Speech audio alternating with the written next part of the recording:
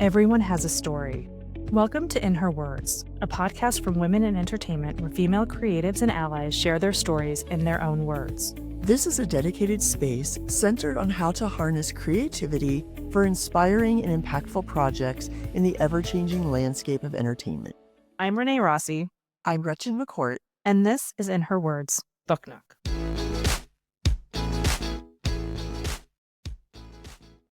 Hi, everyone. Today we're shining our spotlight on New York Times bestselling author Katy Hayes and her new novel, Saltwater. This dark, twisty-turny thriller takes us to the beautiful island of Capri while asking the question, can you really believe what you see? We enjoyed getting an early read of this novel and meeting Katy. She was great with telling us how she comes up with ideas and how important location is to her stories. We hope you enjoy Saltwater. Hi, Katy. Hi, Gretchen. How are you? It's so nice to meet you. Thank you for being here. Of course. Thank you for having me. Is that a real background? Are you in the snow? Yeah, I live near Lake Tahoe in the Sierras. Oh, So okay. we get like 600 inches of snow a year. It's very normal for us to be getting Yeah, I thought that's where you lived. We love, love, love Tahoe. Oh, And we always go into, I saw that you teach in Truckee I also. do. Yeah. Yeah, we always spend at least a day in Truckee when we're up for the Truckee Diner we love, and there's a little Yeah. some little clothing stores, a little fudge shop I remember. Mhm. It's funny. I'm originally from coastal California. I grew up in the Okay, Bay Area, but my dad is from LA and all my grandparents are from LA. And it's okay, funny sometimes. What I love about living in Tahoe, I mean, first of all, I'm a big skier, which is why I live here. But what I love so much about Tahoe is you drive an hour over Highway 80 towards the yeah, coast, and it's like there's daffodils. You can go trail running. Like you're out of yeah. the snow in a heartbeat up here. It's Isn't it? really great. It's such a treasure. It's a great place to live. And also it's a great place, I feel like, to be a writer because honestly, Gretchen, there's nothing to do here. I mean, if you're not skiing, Yeah, then, or, yeah. if you're not skiing in the winter or if you're not like mountain biking or trail running in the Right, summer, right, there's nothing to do. Like there's no distractions. You're not right. like, So it is you're not perfect. missing out on anything Yeah. up here. Yeah, no, so that is the perfect setting. So we are going to talk about saltwater. I'm Yeah. so excited to talk to you. First of all, I read the book. I loved it. Thank Thank you so you. much to you and your team for getting us an early look at the book. I feel like it feels so decadent to me to be able to read books early. I am such an avid reader. And when we started having more authors on the podcast, we started getting books in advance. I was like, oh my God, this is a thing. I love this so much. But it was so fun and such a great story. So I'd love to hear, because it's very different from your last book, Cloisters, which I want to talk about in a little bit. But tell us how Saltwater came about. Yeah, it's funny. I always start books with a germ of an idea or a question I'm interested in investigating. And in the case of Saltwater, I just had this idea, what if a man went on vacation and he was haunted by his dead wife? And I didn't know whether or not at the time when I had this thought, I didn't know if he would literally be haunted by a ghost. I didn't know if he would Mm, be haunted by memories of her.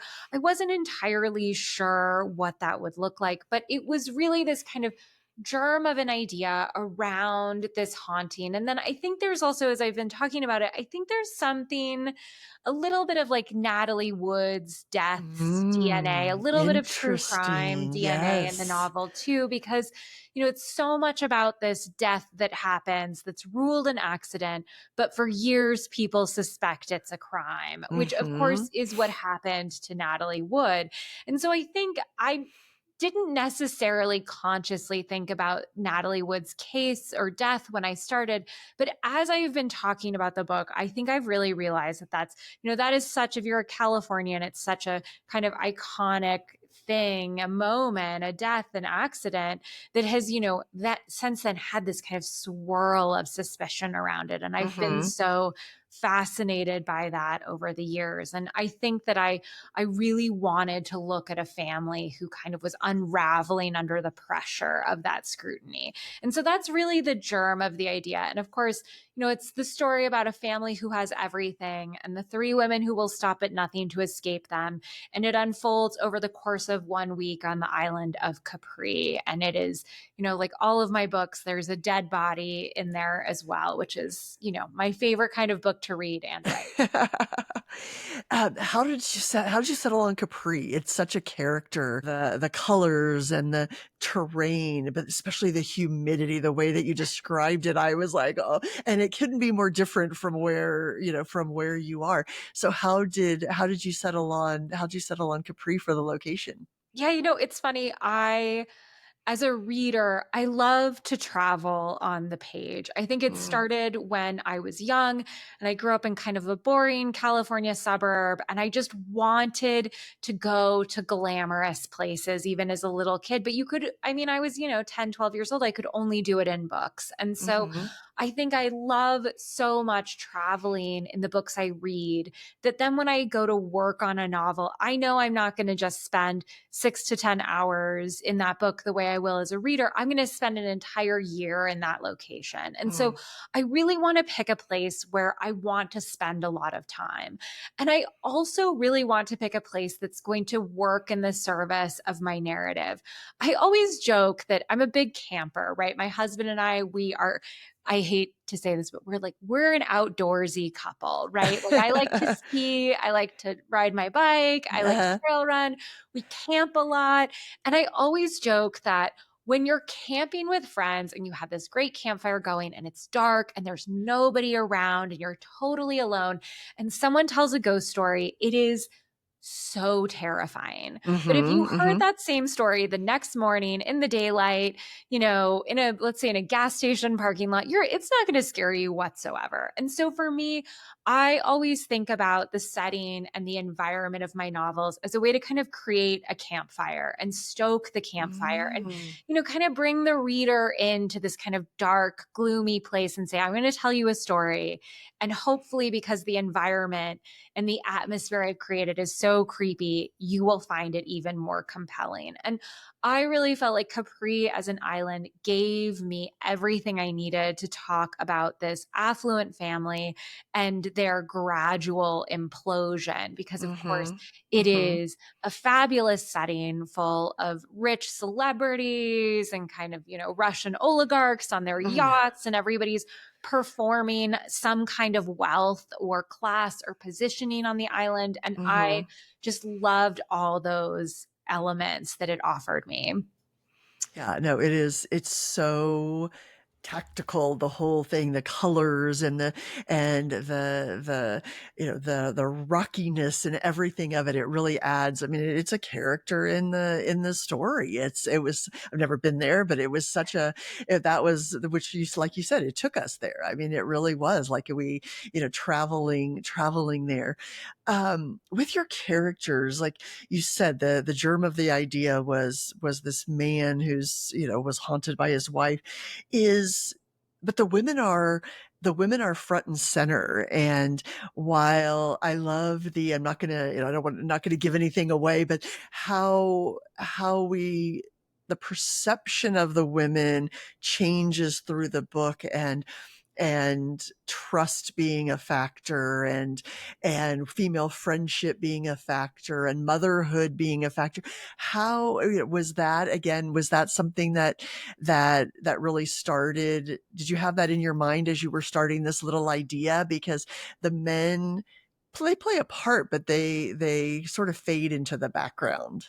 Yeah, it's funny. I think often in families like the Lynn Gates, and I really constructed here what I imagine to be kind of an old money West Coast family, right? Mm-hmm. They Mm-hmm. make their fortune kind of in oil at the early 20th century in California. I mean, you could think about like the Gettys or the Dohenyes as kind of Mm-hmm. this, Mm-hmm. corollary. I think in a lot of these families, particularly historically, the focus is always on the prodigal son, right? And so Mm-hmm. there's this kind of patriarchal passing down of family legacy and lore and responsibility to the men in the family. And I really wanted to kind of look at it in a different way. And I in particular liked the fact that my one of my main characters, probably the main character in the novel, Helen Lingate, who's the daughter, is an only child. And I Mhm. liked this idea that everything that this family had, the entire kind of the weight of the family would rest on the shoulders of this one young woman. And I really was interested in looking at the way women navigate these historically very gendered roles within these kinds of families. And so, yeah, for me, it was important to kind of background the men, right? I wanted them to kind of feel ancillary or Mhm. not narratively important because I think that it felt to me like a generational shift and a kind of contemporary shift away from, those patriarchal structures that have been in place for so long. And so, yeah, I chose to focus on the women and sort of three different women, all in really different positions within the family. I loved the aspect of that these women, some of them, it unfolds. We learn about who they are and their history and those, and others like Lorna, we learn her history pretty quickly, and yet she doesn't let that define her. She's making that, and how that narrative kind of comes to bear for the other women who we think we know who they are, and yet they're making choices and they're doing things, wherever they came from, they tend to do the same things, the survival skills, the motherhood, the doing anything you can to save your family in different ways. That was just such an interesting thread, I guess, through all of these different characters. I loved that side of it. Yeah, I really wanted the women to feel very resourceful. But Mhm. sometimes Mhm. with that resourcefulness is a level of ruthlessness too. Mhm, mhm. And the resourcefulness, even with Helen, like somebody who you think doesn't have to be, and yet she does, and she is, and in her own way, she's been, kind of plotting her survival all the way along. Because it's just such a great story, and the twists and turns, and it was so much fun to read. I want to ask you a little bit. So the Cloisters, the book before this, so successful. I'm curious your thoughts on, it was a big book talk, book and topic, and really focused on TikTok and on social media.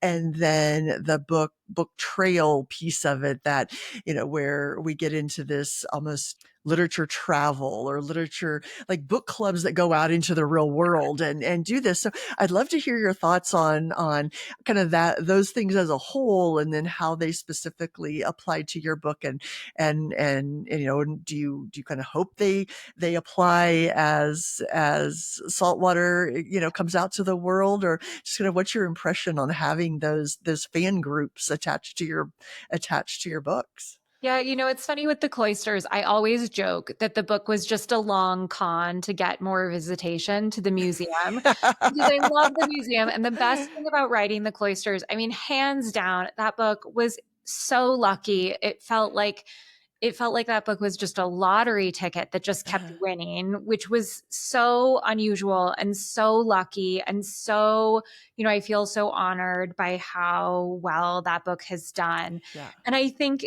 though, one of the things I've loved the most through all of it is so many book clubs will take the novel to the museum for their book club and then send me Oh, photos of I it, love which that. is so wonderful to Uh-huh. have a physical place in your novel that is so resonant and accessible to the reader Mhm. that they can Mhm. actually go there in person. And like I Mhm. said, I truly believe setting is absolutely essential, Mhm. particularly for a good suspense novel, Mhm. in my opinion. Mhm. And so I really love that aspect of the book. And I do think, I think in general, as a writer, I'm really interested in some of the same questions. I mean, a lot of the questions I'm asking in the cloisters, I'm also asking in Saltwater. Mhm. I'm interested in the question, can you believe what you see? Not only Mhm. can we trust our vision, but Mhm. the cloisters is about a young woman who discovers a 14th Yes. century deck of tarot Right. cards that might tell the future.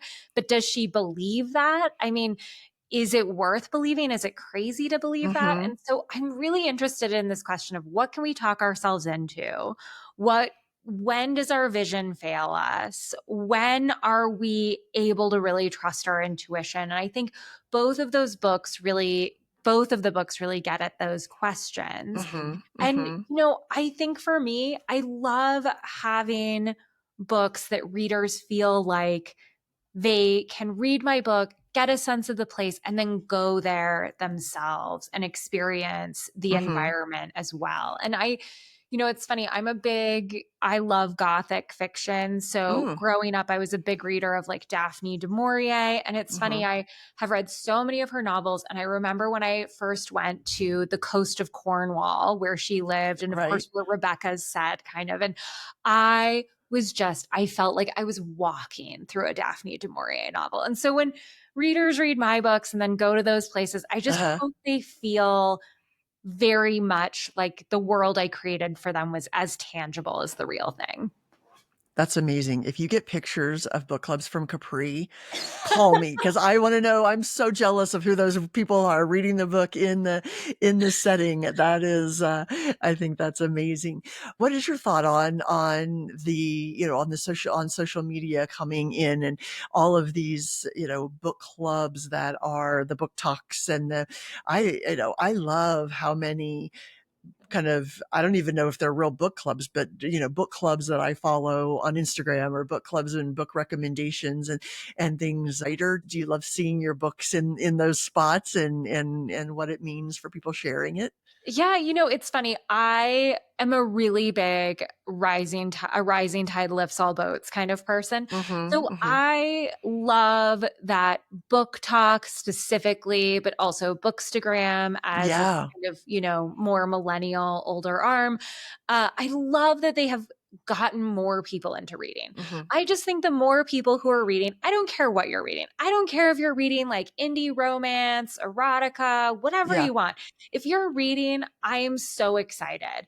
If maybe you come to reading for ACOTAR and kind of big shadow daddy energy, but you stay because you pick up, you know, I don't know, God of the Woods or Margot's Got Money Troubles or something else, and you start to read further afield. And I Mhm. think Mhm. for me, I'm a really broad and voracious reader. I love everything from like, I mean, a mass market romance Yep, me paperback is too. like my favorite, the kind you buy at the grocery store. Like, I love that kind of book. Yeah.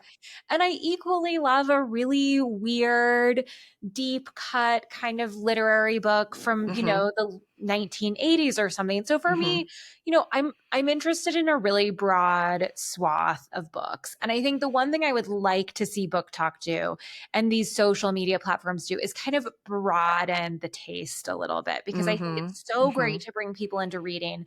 And I think it's so great. I mean, like I said, read all of your draft. I read Fourth Wing and loved every Yeah. minute of it. I Right? had such a great time.